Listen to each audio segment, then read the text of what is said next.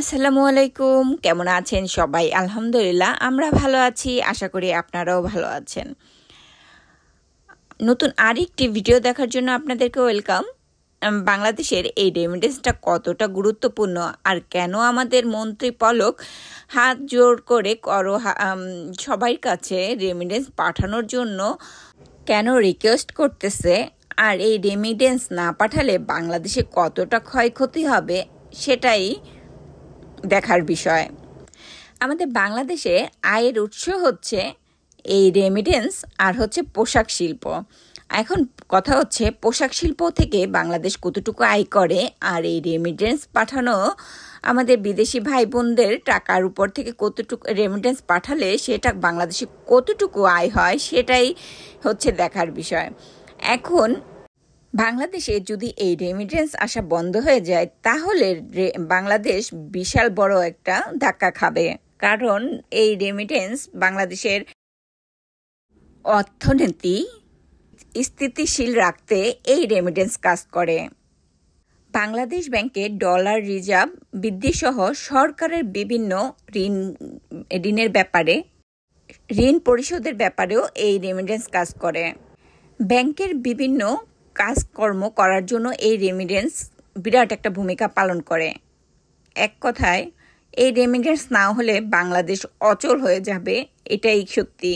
বাংলাদেশের অর্থনীতি সচল রাখার জন্য এই রেমিটেন্স বিশাল বড় একটা ভূমিকা পালন করে থাকে। তাই এবার বোঝেন, যদি বাংলাদেশে এই রেমিটেন্স আসা বন্ধ হয়ে যায় তখন বাংলাদেশের কতটা ক্ষতি হবে।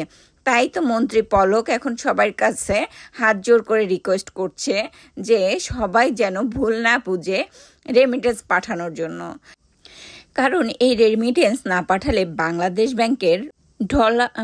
ব্যাংকের ডলার রিজার্ভ কমে যাবে, আর এই ডলার রিজার্ভ কমে গেলে বাংলাদেশের অর্থনীতি অনেক একটা বড় একটা ধস পড়বে, আর সেটার কারণে বিদেশে আমদানি রপ্তানির কমে যাবে। কারণ বিদেশে আমদানি রপ্তানি করতে হলে আপনার অবশ্যই ডলার ইউজ করতে হবে, আর ডলার যদি আপনার বাংলাদেশ ব্যাংকে পর্যাপ্ত পরিমাণ না থাকে তাহলে আপনি আমদানি রপ্তানি করতে পারবেন না।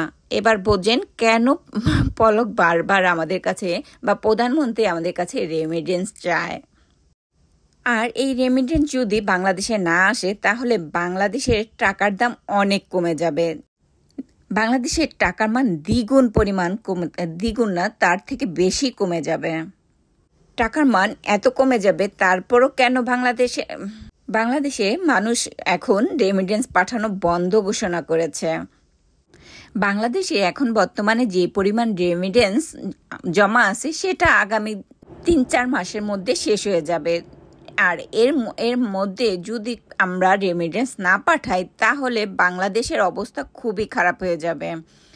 আর তাহলে বুঝতেই পারছেন, বাংলাদেশের অর্থনীতি সচল রাখার জন্য আমরা বিদেশিরাই, যারা বিদেশে আছি তারাই, এই যোদ্ধারাই অনেক বেশি ভূমিকা পালন করছে। যাই হোক, অনেক কথা বলে ফেললাম, আজ এই পর্যন্তই। ভালো থাকবেন।